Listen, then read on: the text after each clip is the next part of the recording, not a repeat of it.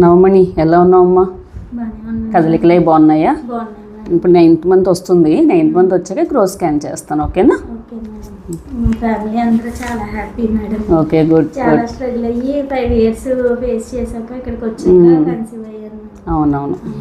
PCOS drilling చేశారు madam. తర్వాత 3 months కి కన్సీవ్ అయ్యాను. అవును. అప్పుడు నీకు పీసీఓఎస్ ఉంటే ముందు నెల నెల రావడానికి పీరియడ్స్ కూడా ఇర్రెగ్యులర్గా ఉండేవి నీకు.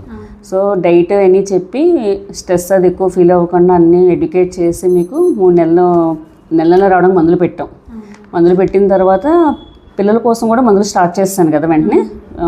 స్టార్ట్ చేసిన తర్వాత నీకు దాంతో ఫాలిక్యులర్ స్టడీలోని రెస్పాన్స్ సరిగ్గా ఉండేది కాదు.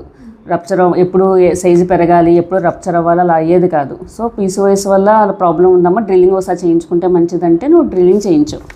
ఆ డ్రిల్లింగ్ చేయించాక 3 monthsగా కన్సీవ్ అయింది. ఓకే, గుడ్, మంచిది.